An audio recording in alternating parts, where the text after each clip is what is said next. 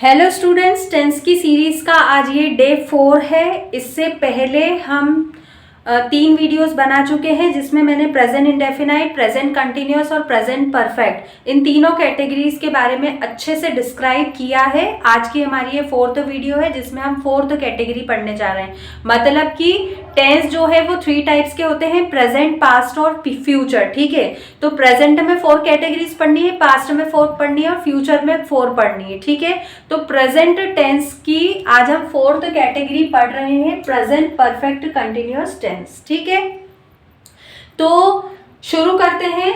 इसमें सेंटेंस के लास्ट में रहा है, रही है और रहे हैं आता है। ठीक है, मतलब जब भी किसी सेंटेंस के लास्ट में रहा है, रही है, रहे हैं आएगा और समय के साथ से आएगा तो आपको समझ जाना है कि हमको इसमें प्रेजेंट परफेक्ट कंटिन्यूअस टेंस का फॉर्मूला लगाना है। तो सबसे पहले हम इसके रूल की बात कर लेते हैं। तो इससे पहले भी मैं एक्सप्लेन कर चुकी हूँ कि हमको हर कैटेगरी में 4 टाइप्स के सेंटेंसेस पढ़ने हैं, अफर्मेटिव, नेगेटिव, इंट्रोगेटिव और इंट्रोनेगेटिव। ठीक है, तो अफर्मेटिव सेंटेंस हम पढ़ेंगे तो उसके लिए हमको अफर्मेटिव फॉर्मूला पढ़ना पड़ेगा। तो अफर्मेटिव फॉर्मूला क्या होता है? सब्जेक्ट, उसके बाद में हमको क्या लगाना पड़ता है? देखिए, फॉर्मूले का जो नॉर्मल स्ट्रक्चर है वो क्या होता है? सब्जेक्ट, हेल्पिंग वर्ब, वर्ब और ऑब्जेक्ट। ठीक है, तो सबसे पहले हमने सब्जेक्ट लगा दिया, उसके बाद में हम लगाएंगे हेल्पिंग वर्ब। ठीक है, तो हेल्पिंग वर्ब के तौर पे इसमें या तो हैज बीन का यूज किया जाता है या फिर हैव बीन का यूज किया जाता है। ठीक है, या तो आपको हैज बीन लगाना है या फिर हैव बीन लगाना है। उसके बाद में हम लगाएंगे वर्ब। ठीक है, तो वर्ब वर्ब की हमेशा फर्स्ट फॉर्म लगानी है। कब? जब हम आईएनजी का यूज करते हैं, वर्ब की फर्स्ट फॉर्म के साथ आईएनजी लगाना है। आईएनजी क्यों लगाना है? क्योंकि इसमें सेंटेंस में रहा आता है, रहा। ठीक है, तो रहा के लिए आईएनजी का यूज होता है क्योंकि आईएनजी का मतलब ही रहा होता है। और उसके बाद में ऑब्जेक्ट, फिर इस सेंटेंस में समय के साथ से भी आता है, इसीलिए हमको सिंस फॉर के साथ टाइम लगाना है। सिंस फॉर के साथ टाइम, मतलब ये जो से है ना, इसके लिए हम सिंस फॉर लगा रहे हैं, से के लिए हम सिंस फॉर लगा रहे हैं और टाइम के लिए समय लगा रहे हैं। मतलब समय के साथ से इसमें आता है, इसीलिए हमको सिंस फॉर और टाइम ऐड करना पड़ता है। उसके बाद अब हम एग्जाम्पल देखेंगे। एक चीज का और ध्यान रखना है कि जब सब्जेक्ट सिंगुलर होगा तो हैज बीन आएगा और जब सब्जेक्ट प्लूरल होगा तो हैव बीन आएगा। ठीक है, एग्जाम्पल से आपको क्लियर हो जाएगा कि ये कैसा सेंटेंस है कि सेंटेंस के लास्ट में रहा है, रही है आ रहा है और समय के साथ से आ रहा है। ठीक है, तो एग्जाम्पल से आपको क्लियर हो जाएगा। तो एग्जाम्पल देखते हैं।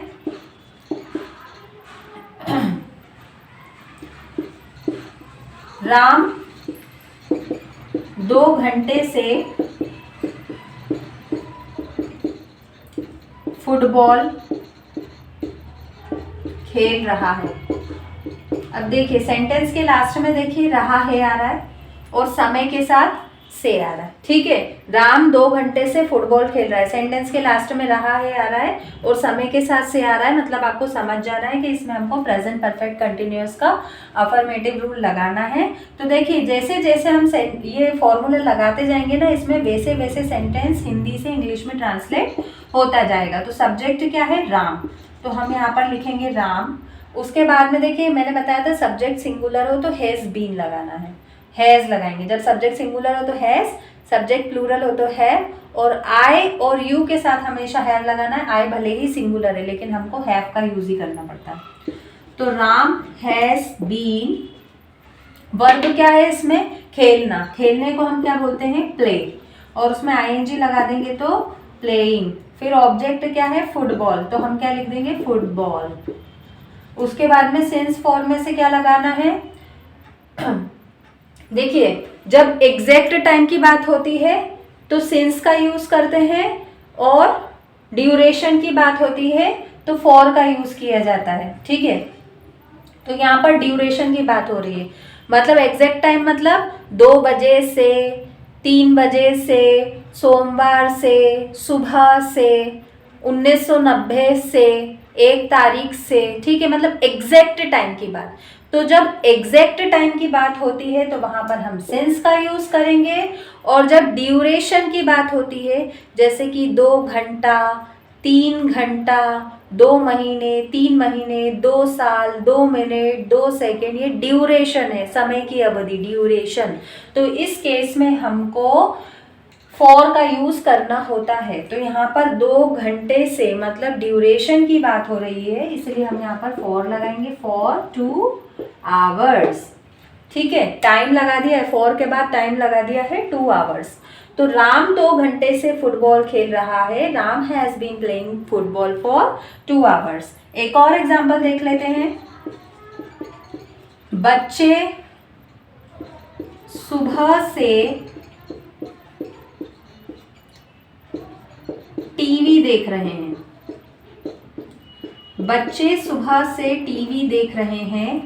तो देखिए सेंटेंस के लास्ट में रहे हैं आ रहा है और समय के साथ से आ रहा है। तो जब भी किसी सेंटेंस के लास्ट में रहे हैं आए और समय के साथ है आए तो आपको प्रेजेंट परफेक्ट कंटिन्यूअस का फॉर्मूला इसमें लगाना है। ये मैं पहले भी बता चुकी हूँ।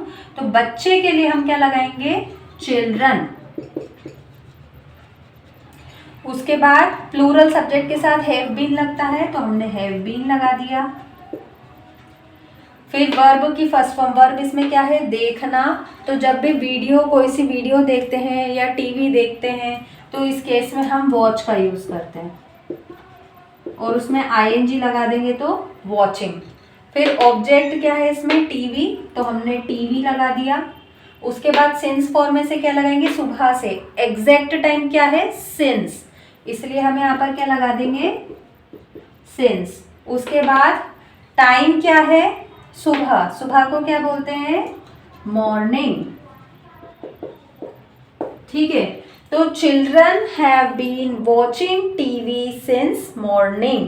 बच्चे सुबह से टीवी देख रहे हैं। ठीक है, तो ये हमारा यहाँ पर अफर्मेटिव रूल कंप्लीट होता है। अब हम पढ़ेंगे नेगेटिव के बारे में। मैंने बताया था ना 4 कैटेगरीज पढ़नी है, तो अब हम पढ़ेंगे नेगेटिव के बारे में।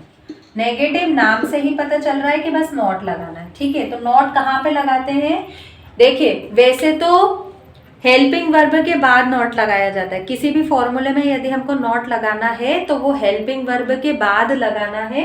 लेकिन ये जो हेल्पिंग वर्ब है यहाँ पर ये 2 वर्ड्स की है। अगर नॉर्मल हेल्पिंग वर्ब होती है जैसे इज के बाद नॉट लगाना तो is not, are not, was not ऐसे कर देते हैं। पर ये जो है ये 2 वर्ड्स की हेल्पिंग वर्ब है। तो 2 वर्ड्स की हेल्पिंग वर्ब में हमें क्या करना रहता है, नॉट का लगाएंगे, कंफ्यूजन रहेगा ना। तो नॉट हमेशा पहले वाले वर्ड के बाद में आता है। मतलब या तो हम हैज नॉट बीन बोलेंगे या फिर हैव नॉट बीन बोलेंगे, इस तरीके से। ठीक है, तो एग्जाम्पल देख लेते हैं। राम 2 घंटे से फुटबॉल नहीं खेल रहा है, तो Ram has not been playing football for 2 hours. ठीक है, पहले वाले वर्ड के बाद में नॉट। बच्चे सुबह से टीवी नहीं देख रहे हैं, तो पहले वाले वर्ड, पहले वाले हेल्पिंग वर्ब का जो वर्ड है उसके बाद नॉट लगा दो। Children have not been watching TV since morning. तो इस तरीके से हेल्पिंग वर्ब अगर 2 वर्ड्स की हो तो पहले वाले वर्ड के बाद में हमको नॉट लगाना है। तो ये हमारा यहाँ पर नेगेटिव कंप्लीट होता है। अब हम पढ़ेंगे इंट्रोगेटिव सेंटेंसेस के बारे में।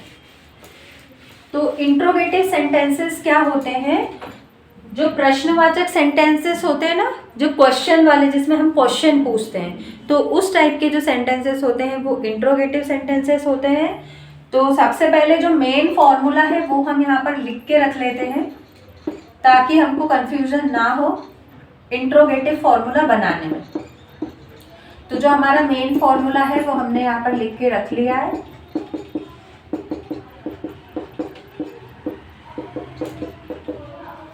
ये हमारा मेन फॉर्मूला है। अब हम क्या करेंगे, इंट्रोगेटिव फॉर्मूला बनाएंगे।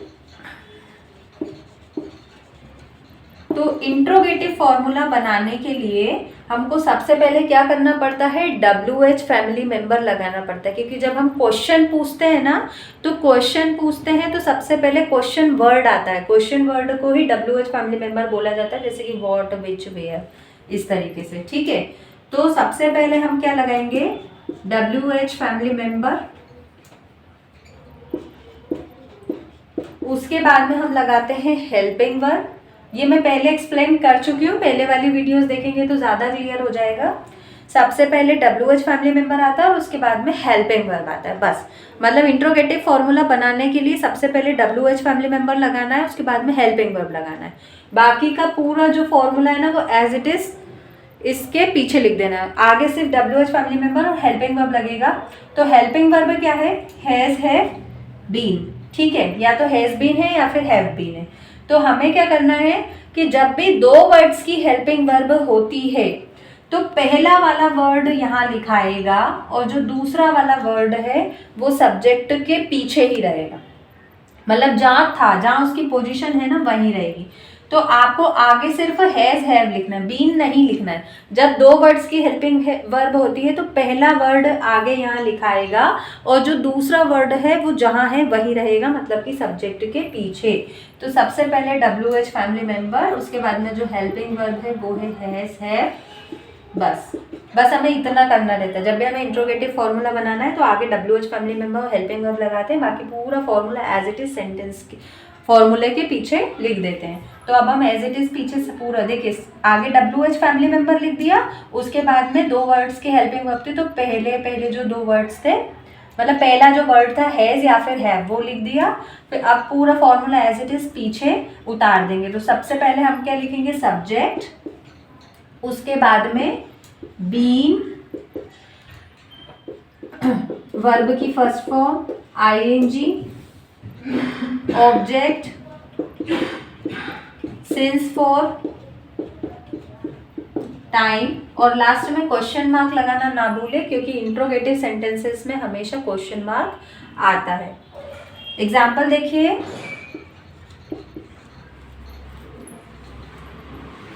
राम 2 घंटे से क्या कर रहा है। ठीक है, राम 2 घंटे से क्या कर रहा है। सेंटेंस के लास्ट में देखिए रहा है आ रहा है और समय के साथ से आ रहा है, तो ये प्रेजेंट परफेक्ट कंटिन्यूअस है, ये तो डन है। उसके बाद में क्या आ रहा है, मतलब ये क्वेश्चन। ठीक, तो इसमें हमको इंट्रोगेटिव रूल लगाना है। सबसे पहले WH फैमिली मेंबर लगाएंगे, क्या को हम इंग्लिश में क्या बोलते हैं, व्हाट। उसके बाद में हेल्पिंग वर्ब हैज या हैव, तो ये हेल्पिंग वर्ब सब्जेक्ट के हिसाब से लगती है, इसलिए सब्जेक्ट है राम, तो यहाँ हैज लगाएंगे। व्हाट हैज, सब्जेक्ट है राम, बीन, वर्ब क्या है इसमें, करना, करने को हम क्या बोलते हैं, डू, तो डू, और उसमें ING लगा देंगे तो डूइंग। फिर ऑब्जेक्ट नहीं है, अगर हो तो लिख दीजिए, नहीं हो तो स्किप कर दीजिए, छोड़ दीजिए। ठीक है, ऑब्जेक्ट नहीं है। उसके बाद सेंस फॉर में से क्या आएगा, 2 घंटे से, ड्यूरेशन है तो 4 आएगा, तो यहाँ पर हम लिख देते हैं 4, और उसके बाद टाइम क्या है, 2 घंटे, तो 2 आवर्स। लास्ट में question mark. What has Ram been doing for 2 hours. एक और एग्जाम्पल देखते हैं। अब देखिए, मैंने पहले भी बताया था कि ये जो क्वेश्चंस रहते हैं ना, ये 2 प्रकार के होते हैं। एक क्वेश्चन जो WH फैमिली मेंबर से शुरू होता है और दूसरा क्वेश्चन जो होता है वो हेल्पिंग वर्ब से शुरू होता है। ठीक है, जैसे आपने सुना होगा ना, what is your name, where do you live, ये WH से शुरू हुआ।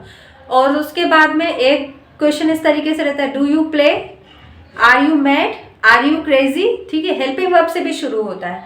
तो एक एग्जाम्पल हम हेल्पिंग वर्ब का भी लेंगे। तो देखिए एग्जाम्पल देखिए, क्या राम 2 बजे से टीवी देख रहा है।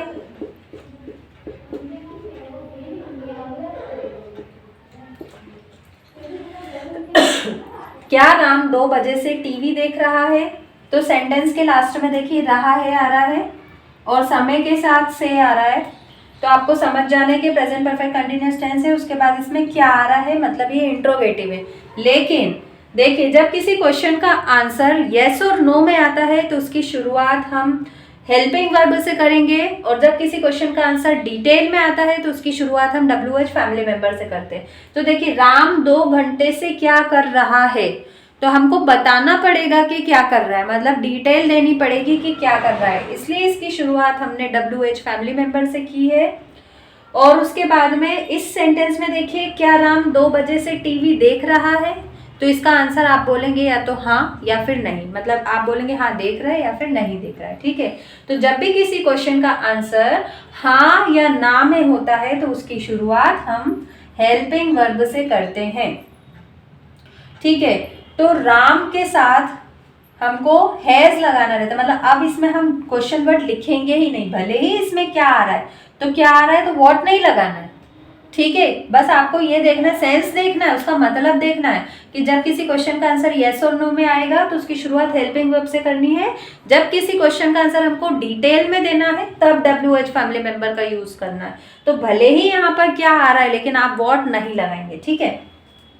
तो क्या राम 2 बजे से टीवी देख रहा है, तो हैज से शुरू करेंगे क्योंकि राम के साथ क्या आएगा, हैज।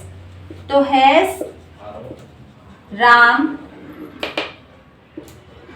बीन, वर्ब क्या है इसमें, देखना, वॉचिंग टीवी। फिर 2 बजे से, तो एग्जैक्ट टाइम की बात हो रही है, 2 बजे से एग्जैक्ट टाइम, इसीलिए क्या आएगा, सिंस। तो सिंस, फिर 2 बजे, तो 2 बजे को हम क्या बोलते हैं, 2 o'clock, तो हम क्या लिख देंगे, 2 o'clock, ठीक है। तो क्या राम 2 बजे से टीवी देख रहा है, has Ram been watching TV since 2 o'clock। तो इस तरीके से हमको यहाँ पर ये सेंटेंस बनाना है। तो ये हमारा यहाँ पर इंट्रोगेटिव जो कैटेगरी इंट्रोगेटिव सेंटेंस है यहाँ पर कंप्लीट होता है। अब हम बनाएंगे इंट्रो नेगेटिव। नाम से ही पता चल रहा है कि जब किसी सेंटेंस में क्वेश्चन वर्ड भी हो और उसमें नॉट भी लगा हो तो वो जो सेंटेंसेस रहते हैं वो इंट्रो नेगेटिव होते हैं, मतलब जिसमें प्रश्न भी पूछा जा रहा है और नहीं भी हो, ठीक है। जैसे कि राम 2 घंटे से क्या नहीं कर रहा है, क्या राम 2 बजे से टीवी नहीं देख रहा है, इस तरीके से, ठीक है। तो बस करना कुछ नहीं है, फॉर्मूला एज इट इज यही रहेगा जो है। बस हमको करना क्या है कि सब्जेक्ट के बाद में नॉट लगाना है, बस। नॉट की थोड़ी सी आपको पोजीशन ध्यान में रखनी है। नेगेटिव सेंटेंसेस में नॉट हेल्पिंग वर्ब के बाद लगता है, जबकि इंट्रो नेगेटिव सेंटेंसेस में जो नॉट लगता है वो सब्जेक्ट के बाद लगता है। तो एग्जाम्पल देख लीजिए, राम 2 घंटे से क्या नहीं कर रहा है, तो what has Ram not been doing for 2 hours। What has Ram not been doing for 2 hours? क्या राम 2 बजे से टीवी नहीं देख रहा है?